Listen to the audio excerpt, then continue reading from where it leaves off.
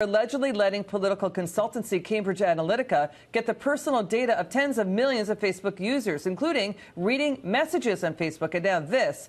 Facebook has always promised a privacy firewall, that it really is altruistic about connecting the world. That's what it told Congress. But a new blistering New York Times report reveals Facebook let 150 companies, including Amazon, Microsoft, Yahoo, the Russian search engine Yandex, also Netflix and Spotify, get and read your data. Some of them included basically getting your messages on Facebook. Let's bring in Fox News senior judicial analyst. We welcome Judge Anna Napolitano. All rise. EMAC. Your take on this? They're relentless about growth and making bottom line profits, right? Yeah, they are. I mean, obviously, this was done in order to enhance their profits, and they would say that that's what they're in the business of doing. The problem is they have a consent decree, an agreement, a contract with the Federal Trade Commission, which prohibits them from doing this.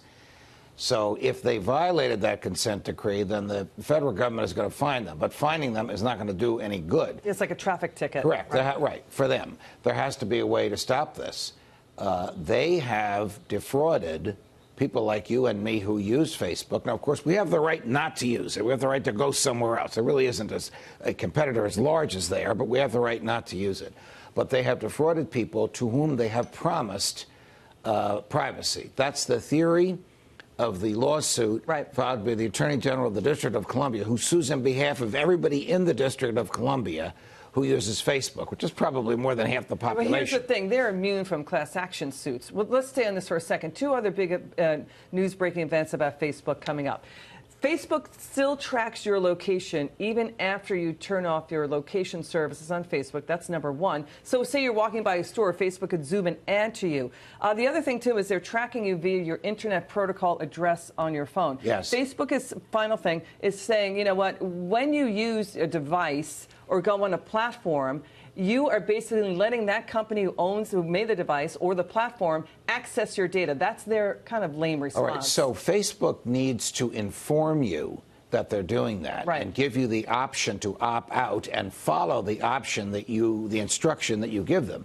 The failure to do that is a form of invasion of privacy. Now, the federal government is going to be hard-pressed to stop Facebook from doing that, because the biggest violator in the world of following us via our mobile phones is the federal government itself. The NSA. Yes, yes. And one of the other 16 known intelligence agencies with which the NSA shares its data.